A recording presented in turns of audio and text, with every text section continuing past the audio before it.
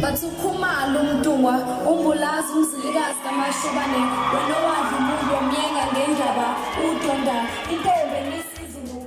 Izinga lengqephu libe phezulu kule mpelasonto esiphuma kuyo entsha yakuleli ebizwa ngama-2000 noma ama-2K ikhumbuza abazali ezamzukwana. Ngenibelele iphinde futhi nginamukele kule channel ehamba phambili kezo. Kanti ke mina ngomfeze kuntuthu ngakho malo bathi ilasibona amakomenti amathi usemusha la ekhaya ngizocela uqinisekise ukuthi uyasubscribe ungakhohlwa ukukhomenta nokulike kanjalo futhi nokushare kuyikhona okukhulu kunakho konke. Izinga lengqephu libe phezulu kule mpelasonto esiphuma kuyo entsha kuleli ebizwa ngama-2000 noma ama-2K ikhumbuza abazali ezamzukwana. Imfashini ebonakala kuleli sonto ebageze igila abaningi ngokwenziwa intsha kuleli ukukhombisa abantu ukuthi ukhona okuhle engakwenza. Yize lezi thombe ziloku zinameke njalo futhi nomdlalo wokuqhudelana ngenqephu uqhubeka, kodwa sezikhona ezibukeka zidla ubhedo okuhlaba abantu umxhelo ngale mfashini ukuthi abakwenzi nje sakuxeka noma ukuhlekisa ngamasiko lakudala, kodwa zonke izitayela zamathutha yazikhipha njengoba zinjalo. Abagcini ngokuziphihla ngemiseko ekuphela, kodwa bebegabe nangezikhwama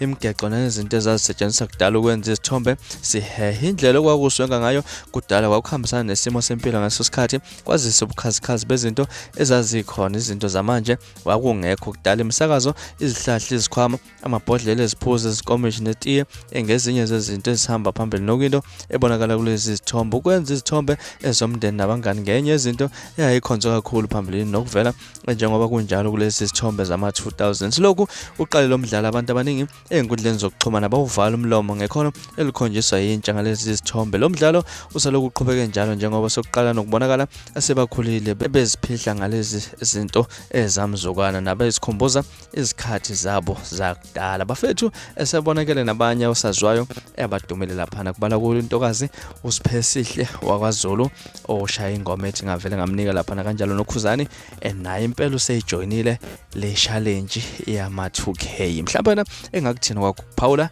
mayelana le challenge ahlala lapha no comment section sidingide lolu daba. Yizo ekade nginethule zona ehamba phambili namhlanje kwesenkezweni. Ningakhohlwa subscribe nokulike nokushare. Nibe nosuku olumnandi. Nginithanda.